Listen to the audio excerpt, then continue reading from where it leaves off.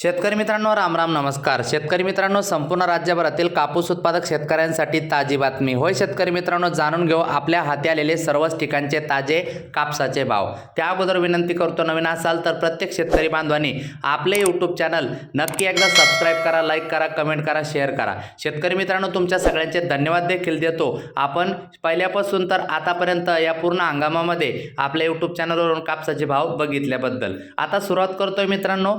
कापसाचे भाव जाणून घेण्यापूर्वी एक शेतकऱ्यांसाठी महत्त्वाची बातमी अगोदर सांगतो.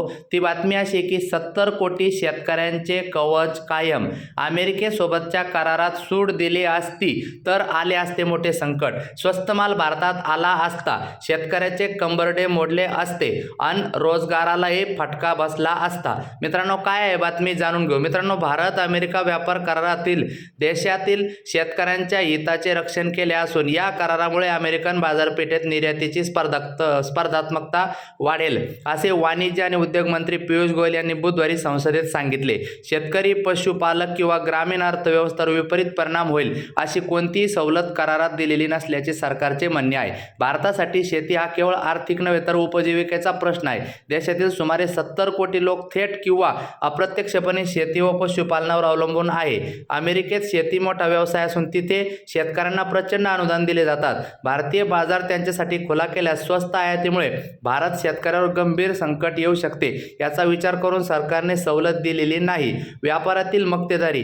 जागतिक अन्न व्यापारातील 90%हून अधिक हिस्सा केवळ 5 बहुराष्ट्रीय कंपन्यांच्या ताब्यात आहे. आक्रमक दर नीतीमुळे या कंपन्या स्थानिक बाजार उद्ध्वस्त करू शकतात. अमेरिकेची कृषी निर्यात. मित्रांनो, अमेरिकेतील शेतीला सरकारी अनुदान किती तर लोकरीसाठी 21,700 हे बघा मित्रांनो, यामुळे मित्रांनो तसं जर विचार केला तर अनुदानामुळे भारत ठरतो आकर्षक बाजारपेठ. मित्रांनो, 2024 मध्ये अमेरिकेचे कृषी निर्यात व्यापार 176 अब्ज डॉलरचा आहे. तर यांत्रिक शेती सरकारी अनुदानामुळे हे देश भारताला आकर्षक बाजार मानतात.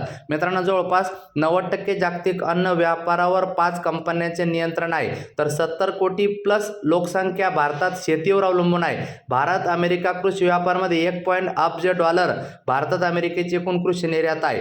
तर मित्रांनो, आता मी वळूया कापसाच्या भावाकडे. मानवतची पहिली पावती 8,000 रुपये.